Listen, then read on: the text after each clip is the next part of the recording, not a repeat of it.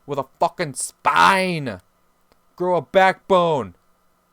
Put your foot down. Say no, Coco. God damn it. Fuck. Pissing me off.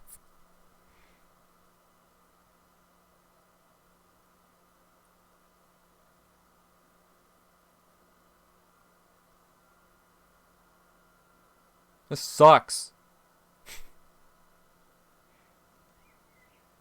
They gave you the illusion of choice. Hey, either agree to take the drugs or don't take the drugs. I say don't take the drugs. Okay. So anyway, he's gonna take the drugs.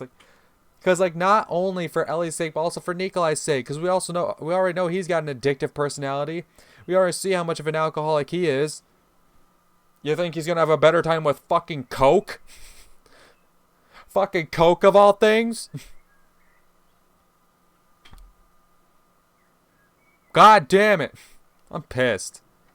I woke up covered in sweat, with Ellie snuffling peacefully next to me. The innocent expression on her face made the memories of us going through the whole bag of powder seem like a terrible dream. The clock was saying 2-ish p.m., which meant we had successfully skipped school. Well, what started spending the night at my place has now turned into truancy. I was methodically going against everything Kobayashi Jun wanted from me, driving into the abyss with the gas pedal pressed to the floor. Scariest of all was that without me, Ellie would most likely have at least maintained the illusion of decency without tumbling into outright antisocial behavior. I carefully got up, trying not to wake her. Felt something weird, completely different from a hangover. Suddenly my body became light, my legs turned to jelly and I lost my balance. I snagged the guitar, a loud displeased twang, it fell to the side. I stretched sweetly and opened her eyes. Is that morning already? Afternoon, 2 o'clock, I muttered. I was starving. Last time I had anything was lunch yesterday. It had been almost a full day since then. You want breakfast? About to starve to death. What day is... Ah! She immediately jumped out of bed and started putting her clothes on. We have rehearsal today. Do what you want, but I'm not going anywhere until I eat. Just make it quick. She frowned, trying to button her shirt. The engine that usually powered the rotor of my thought process seemed to have been stopped dead by something. We're walking down the street and I couldn't focus on a single thought. Sometimes it felt like I spent long minutes just moving my legs, step after step, on autopilot, not thinking about a thing. Ellie looked a bit better, but also quite rough.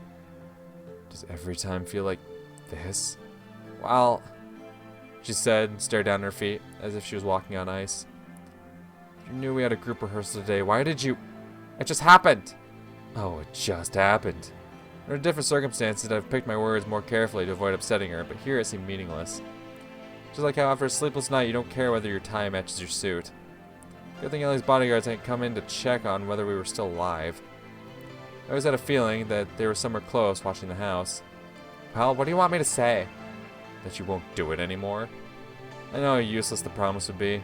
Every hangover I too would swear to myself that I'd never drink again. But I had to handle this quickly, even if not immediately. Just the thought that her bodyguards might notice the state we were in terrified me. My battered nervous system was starting to fail. I felt myself start to sweat intensely. Nick, are you alright? I don't know. What if it was a heart attack? I stopped, resting my hand against a wall. My went got dark? Your what now? I'm gonna assume vision? And my heart started racing. I felt like my chest was tied with a tight belt. Every breath took an enormous effort. I looked at my hands and couldn't understand what was happening. It was like looking at the world from outside myself, like there was a TV screen broadcasting my life. Oh, hold on! I ran to a vending machine full of drinks and bought a bottle of water. Here, drink! I really was thirsty, like I'd just run 10 kilometers without stopping. I emptied the entire bottle in one go. Thank you. Better now? I don't know. I listened to my senses and found that the panic did seem to have faded a little. Let's go? Let's go. I didn't want to show weakness, not as much to her as to myself. However, that feeling of losing control over the situation frightened me. Did I really control anything in my own life? By the time we reached the studio, we found that other members of Zed Fields had started without us. We were thinking you wouldn't come. Ishida greeted us cheerfully, but his demeanor quickly soured as he noticed our battered condition. You aren't coming from school? I was about to reply, but Ellie was faster. Sure we are. See, I'm wearing my uniform. although her uniform wasn't exactly neat, to put it mildly. It seemed that soon the wardrobes that had gone empty after my parents' death would be filled with female clothes again. Except she missed the fact that I was just wearing jeans and a sweater. I skipped, though. I sighed to not ruin the story. The panic that had come over me on the street seemed like nothing but a memory now, but the surreal feeling to everything around me made it hard to focus on playing music. It seemed that there was a pilot in my head controlling my body like it was a robot. No matter how skillful he was, some delay in inaccuracy was inevitable. We played awfully. I noticed it, and so did everyone else. Alright, let's take a lunch break. Ishida finally put the guitar away. You guys can go. Nick and I have eaten already. Yes, but I would have grabbed a bite too, but Ellie apparently wanted something with me. Once we were left alone, she took a small bag of powder, full of powder without a moment's hesitation. Must have been the one I'd taken from her yesterday. Decided not to ask when she managed to take it out of my pocket. Want some recovery juice? Again? I exclaimed, but far less confident in my indignation than yesterday. A bottle of beer really does help with a hangover. I could definitely use some help. No! You do realize this is an addiction now, right?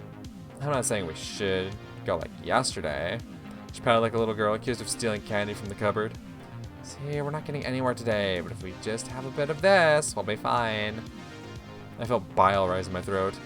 You know, I was just thinking that I was a bad influence on you. Sorry to disappoint. I smiled and came closer, waving the bag in front of my nose.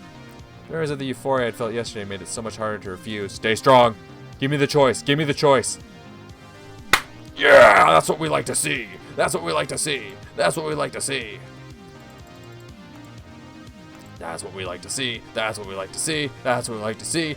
Fuck you! Fuck you! Fuck you! No. I don't think you should either. I can decide for myself. I scoffed unhappily, but put the bag away. Soon other members returned from lunch. Even without any doping, I soon felt better and played more or less okay for the rest of the rehearsal, considering my mediocre skill level. When we walked down to the street, it was already evening, but my internal clock stubbornly asserted that it was lunchtime. Does anybody want to get a bite? No bar nearby. Why not? Mitsuyoshi shrugged his shoulders.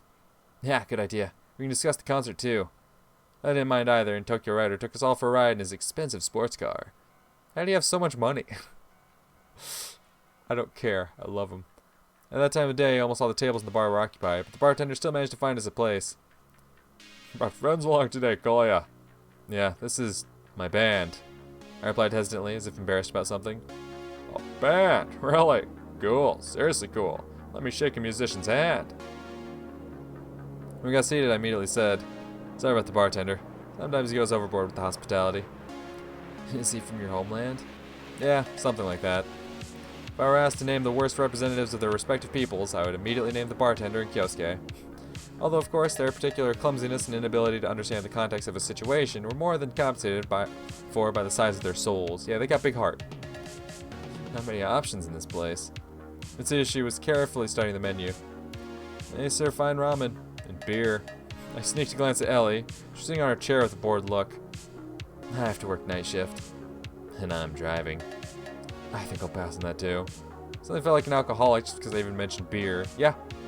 In the end, everyone chose something to their liking. I ordered a burger and a bottle of cola. So about the concert. Each day, at most, half of his ramen's at the poolside. Even though there's still half a week left, it'll be Nick's first concert. A good chance to make a name for ourselves. I talked to the manager of the club, and he said there'll be a guy from a record label. If we don't screw up, it'll be a great chance for us to finally release a demo. You think it'll work? We won't be the only ones performing there. I'm not saying he'll offer us a contract. Ishida gave us an impatient look. In the worst case, we'll record at our own expense. Yeah, money isn't a problem. No, Elle, he said strictly. We agreed from the beginning that the band was a shared project. We performed together and we handled the expenses together, equal parts. Do you agree, Nick? I do.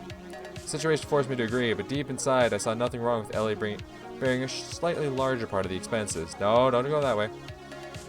For once, Kobayashi Corporation's money could serve a good cause. Besides, we aren't talking about an astronomical amount of money here. My first demo. Ellie muttered dreamily. I wonder what the cover will be. I'm more interested in the songs that'll be in it. How long is a demo usually? About 20 minutes? More or less. So only 3 or 4 songs? He sighed in disappointment. Well, it's a demo. The point is to show that what we're capable of. A full-fledged album would come later. A Full album. Ellie and Mitsuyoshi exhaled in unison.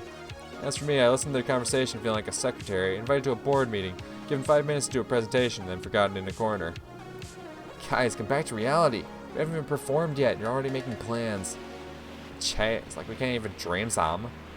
Dream as much as you want, just don't forget about reality. Thank you, Ishida. Ellie suddenly frowned. What are you talking about? Had they had a conversation about Ellie's addiction before? Nothing, really. But Ishida backed off. Just want to say that we all need to take preparation for this concert seriously. I'm always prepared. I know you are, Tokyo Rider. I know you are. Tokyo Rider said suddenly, and an awkward silence descended upon our table. We don't doubt you. Ishida finally broke it. We don't doubt anyone, and definitely not Nick. Right, Nick? Couldn't quite understand if she was joking, taunting, or teasing. Share some of your confidence with me. I can share something else. Alright, I gotta go to work. Ishida stood up sharply like something had bitten his ass. There had to be something in Zedfield's past I was yet to learn about. Ishida was the first to leave, and we said goodbye to Mitsuyoshi and Tokyo Rider outside. Felt pretty bad, and deep inside regretted rejecting Ellie's offer. Why? Say, Ellie. The question wouldn't leave my head, and I couldn't bear staying quiet. Do they know about... Jeez, Nick, stop taking me for an idiot. I'm just asking. She stopped and raised her head as if looking for something in the sky. Maybe. Maybe what? That's the answer to your question. Maybe they do, she said calmly. Before meeting you, I never thought this sort of thing was bad. But now... She turned around and looked pleadingly into my eyes. If you want me to, I'll never do it again. Do I really want that? Yes! Yes! You want her to stop taking drugs. If you have to play the I want you to do it to get her to fucking do it, then do it. You don't want her on coke. Being addicted to coke is not a good thing in any capacity. Like, I know you're an alcoholic, but fuck. You should know that addictions aren't good, goddammit. But coke is miles worse than alcohol. I know they had the whole conversation. It's like, is this really worse than alcohol? Yes! Yes, it is. Yes, it fucking is. It absolutely is. Alcohol is more common, right? Because it's actually legal. But yeah, if I had to weigh the pros and cons, I'd say, yeah, I'd rather fucking drink a 6-pack of beer than fucking bump a line of coke. I'd say I'd be able to recover from one more than the other, and I wouldn't have near as bad of an addiction to one as the other. So yeah, when she says, do you really want me to stop taking coke? Like, yes! Yes! What does he mean? That's what I don't fucking understand about it. Did I really want that? What do you mean? What do you mean? Do I really want her to stop taking coke? Yeah! Why would there be any other answer? Why, in God's name, would you consider any other answer? Do I really want her to stop taking coke? For fuck's sake, what else do you want her to do? What road do you think coke's gonna lead to? I guarantee you it's not a good one. In any capacity. Coke never leads anywhere positive. Maybe in the moment after you fucking bump a line, you're like, oh, I'm feeling great. Life's great. But then it wears off and you need another. And you need another. And you need another. No. And by no, I mean yes. Yes, you really want that. But fuck. With my heart and soul. What the fuck are you talking about? Does my heart want her to stop taking coke? I would fucking hope so. Fuck. Ellie. I was overwhelmed by emotion, hugged her tightly and kissed her. Let's go home. She suddenly broke out of my embrace and ran a couple of steps away. Not today. I need to go home at least occasionally. Otherwise Grandpa will misunderstand. Right. Sorry. See you at school tomorrow. I haven't forgotten about it. Bye. I waved goodbye and ran to the car parked nearby. Bodyguards were around all the time. The situation wasn't just dangerous, it was catastrophic. Not only had I climbed the highest tree around, I was even sawing away at the branch I was sitting on. If you want me to, I'll never do it again. What mattered most was that Ellie wouldn't forget those words tomorrow.